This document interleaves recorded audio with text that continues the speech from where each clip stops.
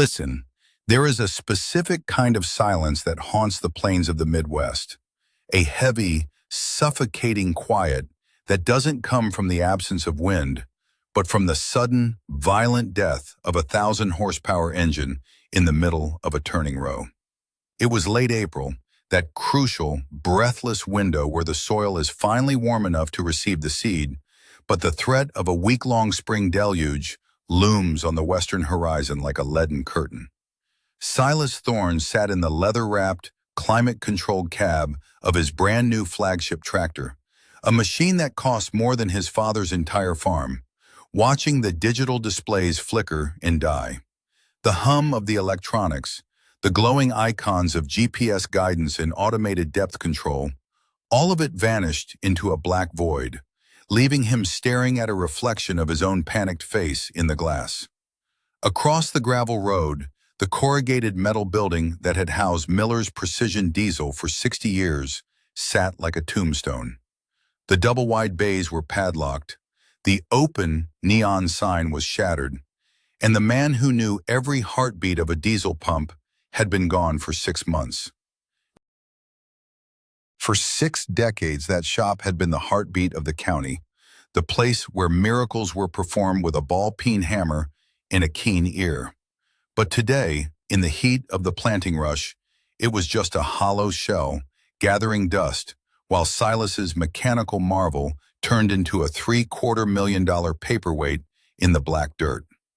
The failure wasn't just a broken belt or a clogged filter. It was a total systemic blackout, a digital stroke that had paralyzed the tractor's central nervous system. Silas turned the key, but there was no roar, no groan of a starter, only the mocking click of a relay somewhere deep in the dash. He looked out over the 3,000 acres he had yet to plant, feeling the crushing weight of a bank loan that didn't care about software glitches. The dealership's service line was a chorus of busy signals and automated menus, a cold reminder that in the modern era, you don't own your equipment. You merely lease the right to pray it keeps running.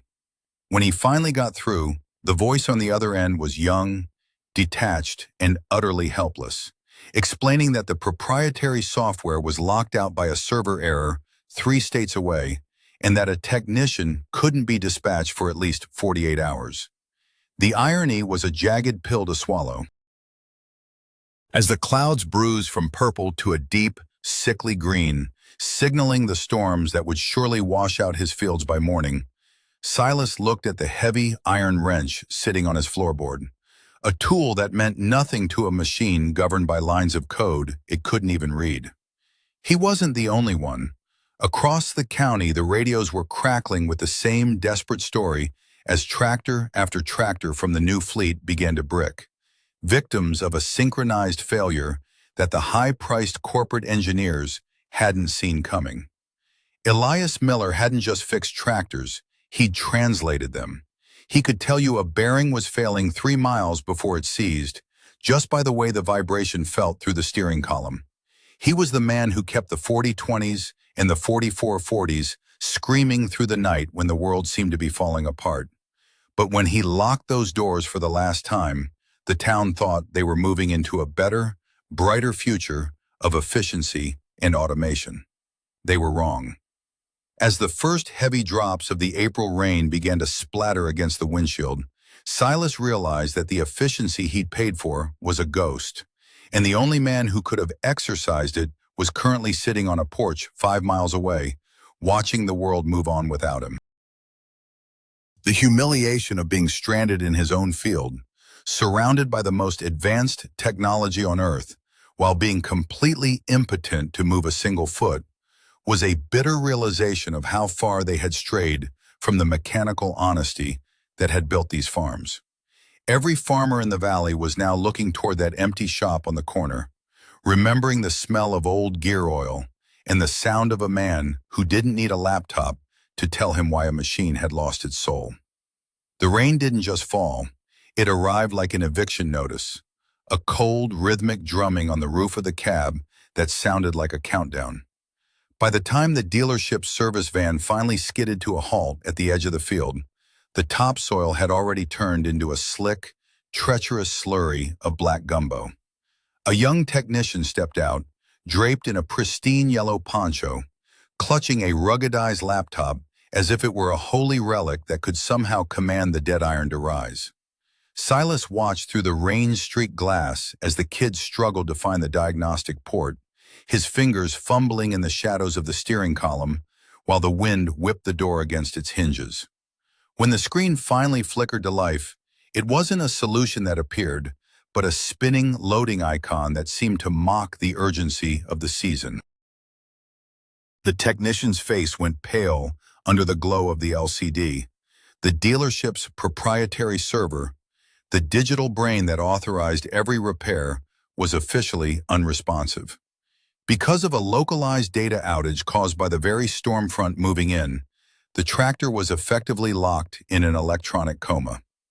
The kid looked up at Silas with a mixture of pity and terror, explaining that without a handshake from the corporate headquarters in Chicago, he couldn't even bypass the parking brake to tow the machine out of the path of the rising creek.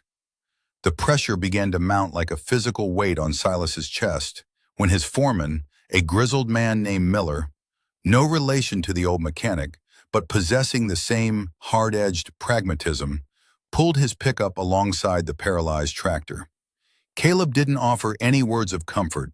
He simply pointed to the darkened horizon where the lightning was beginning to dance.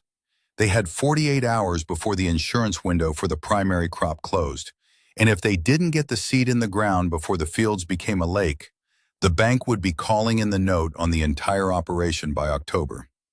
The dealership manager, a man named Sterling who preferred spreadsheets to soil samples, called Silas's cell phone 5 minutes later, not to offer a solution, but to remind him of the liability clauses in his lease. If Silas attempted to tamper with the onboard computers or hired an uncertified third party to move the machine, his warranty would be voided, and he'd be on the hook for the full 7-figure replacement cost. It was a corporate stranglehold, a high-stakes game of chicken where the farmer was the only one with everything to lose. Sterling's generous offer was to dispatch a heavy-duty recovery crew from 3 counties over at a cost of $500 an hour, just to drag the tractor to a holding lot where it would sit until the servers came back online. By nightfall, the situation had escalated from a mechanical failure to a full-blown regional crisis. The radio was a chaotic mess of frantic voices. It wasn't just Silas. Every Tier 4 emission system and GPS-dependent rig in the valley had hit the same digital wall. The new smart fleet, designed to maximize efficiency through connectivity, had collectively decided to quit. Farmers who had laughed at Elias Miller's outdated shop months ago were now sitting in the dark, watching their livelihoods wash away in the rain. The foreman was pacing the edge of the muddy headland, swearing into the wind, while the tow crew's strobe lights began to flash in the distance. The cost of the recovery alone would eat the profit margin of the entire harvest, and that was assuming they could even get the massive rig to move without snapping an axle in the mud. Silas felt the walls closing in, the crushing reality of modern agriculture hitting him like a physical blow. They had traded the grit and ingenuity of men for the polished, fragile promises of machines that didn't know who they were or what they stood for. The deadline wasn't just a date on a calendar anymore. It was the sound of the water rushing into the drainage ditches and the terrifying realization that no one coming down that road had a clue how to save them. Silas left the flashing lights of the recovery trucks behind, his boots heavy with the weight of the valley's failure, and drove until the mud turned to gravel under the porch light of Elias Miller's small farmhouse. The old man was there, a silent sentinel in a rocking chair, his hands, calloused and stained with 40 years of stubborn grease, resting on his knees as if he had been expecting the world to come crawling back to him. When Silas explained the digital blackout and the corporate lockout, Elias didn't offer a lecture or a smug, "told you so." Instead, he stood up with the slow, deliberate grace of an old oak and led Silas into the dim light of his personal workshop, a place that smelled of kerosene, floor dry, and honesty. He reached onto a high shelf and pulled down a heavy, leather-bound folder filled with hand-drawn schematics and original engineering drafts from the late 90s. He explained that beneath the fiberglass hoods and the touchscreen interfaces of the modern fleet beat the heart of the legacy machines he had mastered decades ago. The manufacturers didn't build these tractors from a blank slate.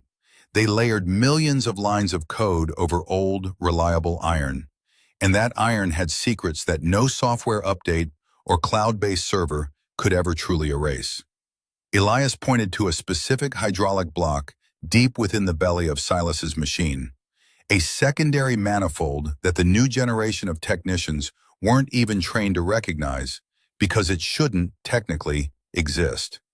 They call it a sensor-controlled flow regulator now, Elias whispered, his voice steady against the roar of the rain on the tin roof. But it's really just a mechanical bypass valve that they've tried to hide behind an electronic solenoid to keep you out of your own engine. He handed Silas a small, custom-machined brass shim and a length of copper wire he'd twisted into a specific, agonizingly precise shape. The plan was a mechanical heresy. Silas would have to crawl into the rising mud beneath the tractor, bypass the electronic brain entirely, and manually trigger the hydraulic pressure that the computer was refusing to release. It was a move that would immediately void every warranty he had, a move that would flag his machine in the corporate database as tampered with the moment the servers came back online. But it was the only way to move the iron before the creek reclaimed the field. The risk was astronomical. If he slipped, or if the pressure surged because he hadn't seated the shim correctly, he could blow the entire transmission, or worse, find himself crushed under 30 tons of paralyzed steel when the parking brake released. But as Elias looked him in the eye, Silas saw something he hadn't seen in months, a sense of agency, the realization that a man should be the master of his tools, not a servant to their digital whims. Armed with nothing but a heavy flashlight and Elias's improvised bypass kit, Silas returned to the field where the dealership's tow crew was already positioning their heavy chains. The scene looked like a funeral, the white strobe lights reflecting off the pooling water, while the young technician sat defeated in his van, staring at a no signal icon on his tablet. Silas didn't ask for permission. He ignored the shouting of the tow foreman and the legal warnings about liability. He slid into the freezing mud, the cold water soaking through his layers and chilling his ribs as he felt his way along the undercarriage, searching for the specific seam in the metal Elias had described. His fingers, numb with cold, finally found the hidden access plate. With a grunt of effort and a rusted flathead, he wrenched it open, revealing the intricate, hidden plumbing of the beast. He began the surgery in the dark, bypassing the sensors with the copper wire and wedging the brass shim into the manifold to force the valve open. It was a primitive, beautiful act of rebellion against a system designed to make him helpless. Every click of the metal felt like a heartbeat returning to a dead body. He wasn't just fixing a tractor, he was reclaiming a legacy of self-reliance. The tension was thick enough to choke on as he reached up, his hand trembling, to bridge the final connection that would either bring the engine to life or fry the entire electrical system in a shower of blue sparks. He took a breath, ignored the rain in his eyes, and touched the wire to the terminal, praying that the old man's memory was better than the new world's code. The world didn't end with a bang or a whimper. It ended with the sudden, violent roar of a cold-started diesel engine that had been forcibly woken from an electronic slumber. When Silas bridged that final connection, a shower of blue sparks illuminated the mud-caked underbelly of the machine, and for a heartbeat, the entire tractor seemed to shudder in protest against its own programming. Then the starter engaged, not with the polite, modulated hum of a computer-controlled cycle, but with the raw, metallic scream of high-torque gears biting into the flywheel. The engine didn't just turn over, it detonated into life, sending a thick, defiant plume of black soot into the April rain, a sight that hadn't been seen in these fields since the EPA-compliant sensors took over the world. The young technician from the dealership nearly fell backward into the standing water, his ruggedized laptop tumbling from his lap as he stared at the dashboard. Every warning light on the console was flashing a frantic crimson, a digital panic attack as the tractor's brain realized it had been bypassed. Yet the pistons kept pumping, the oil pressure surged to the top of the gauge, and the massive machine began to vibrate with a primal energy that felt entirely alien to the sterile modern era. The tow foreman, who had been seconds away from hooking the heavy chains to the front axle, stood frozen with a heavy hook in his hand, his mouth agape as he watched a dead machine suddenly command the night. The radio, which had been a chorus of defeat and static for hours, suddenly exploded with life. Silas grabbed the mic, his hands still trembling from the adrenaline and the cold, and keyed the transmitter. "This is Silas Thorne. The flagship is breathing. I repeat, she's breathing." The silence that followed was brief before a flood of voices broke through. Neighbors 3 miles out, farmers sitting in darkened shops 10 miles away, and even the local dispatcher. They wanted to know how a machine that was officially bricked by a server outage was currently throwing a wake of mud behind its tires. Silas didn't have the words to explain the brass shim or the copper wire. He just told them that the ghost of Miller's precision diesel was still on the job. Across the valley, the skeptics who had mocked Elias for keeping his old lathes and manual presses were suddenly quiet. The reputation shift was instantaneous and total. It wasn't just about a tractor moving. It was the realization that their entire community had been held hostage by a digital gatekeeper, and the keys to their freedom were sitting in a toolbox they had long since forgotten. Word spread like a brush fire through the wet county.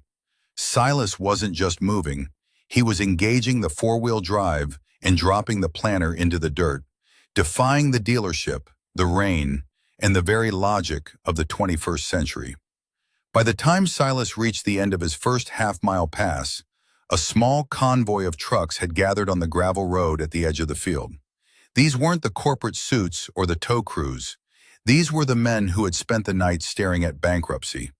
They watched in a kind of reverent awe as the massive tractor tore through the gumbo, its engine sounding deeper, louder, and more honest than it ever had before. The dealership manager, Sterling, arrived in a white SUV, his face a mask of bureaucratic fury as he stepped out to threaten Silas with legal action and the permanent blacklisting of his farm. But as he stepped toward the field, he was met by a wall of 20 farmers, men like Caleb and the older Miller cousins, who stood shoulder to shoulder in the rain. They didn't have to say a word. Their presence was a verdict. The authority of the dealership had evaporated the moment Silas proved that a man with a wrench and the right knowledge was more powerful than a corporation with a server. The skepticism that had followed Elias into his retirement was replaced by a desperate collective memory of what it meant to actually own the iron you worked.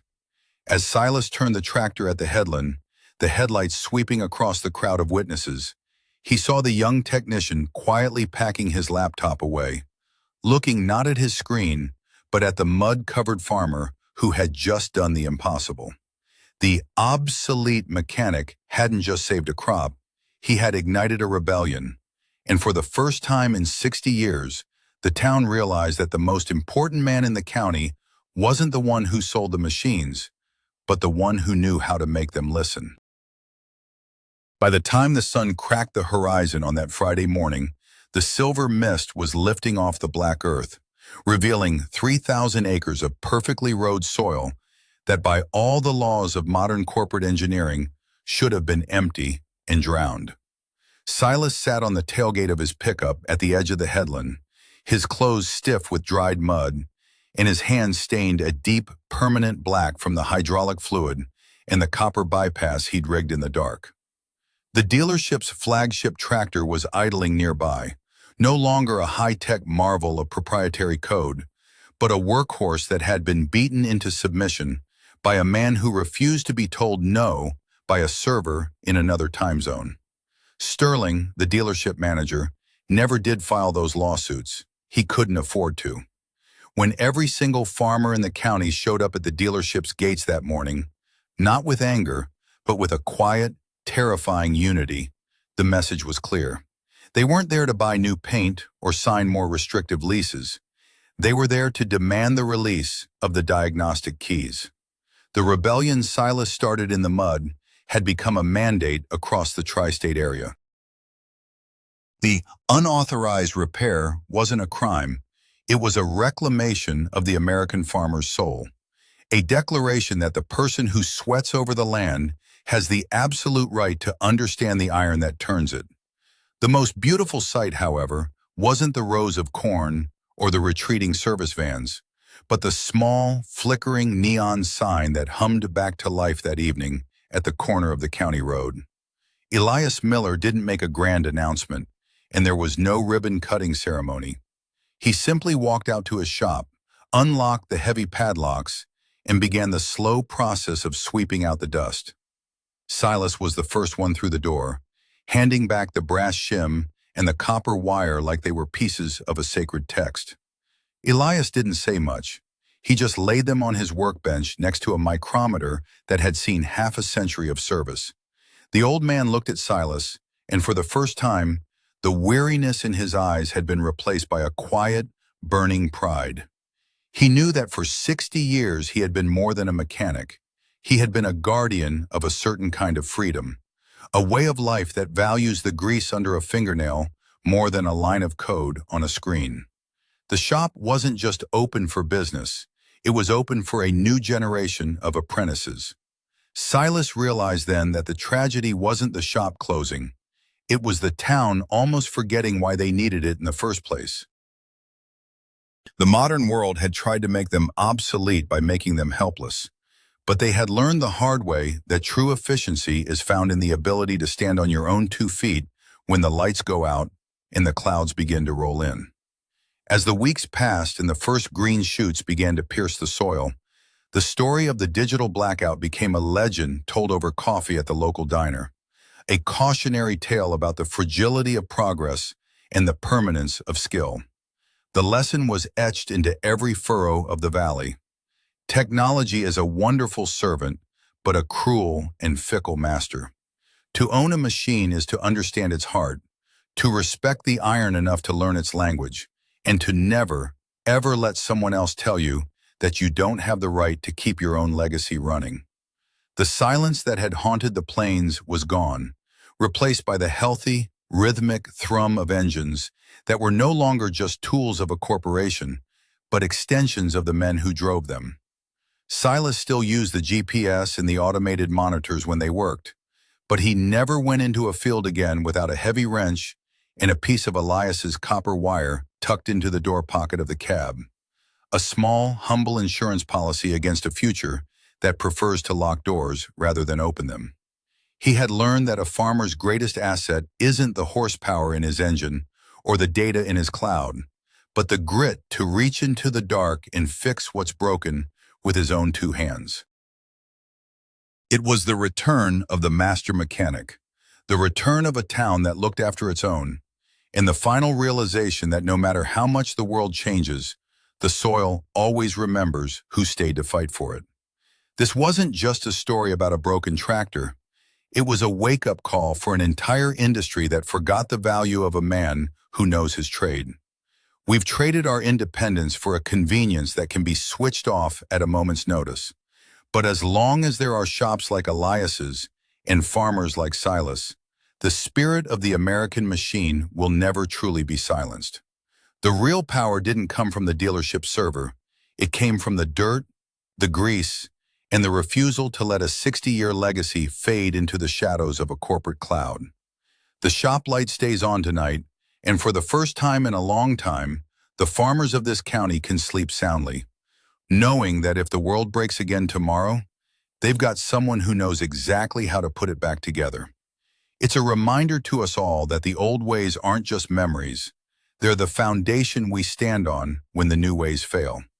What's one piece of obsolete technology or an old-school skill you'll never let go of, no matter how modern the world gets? Tell us in the comments below.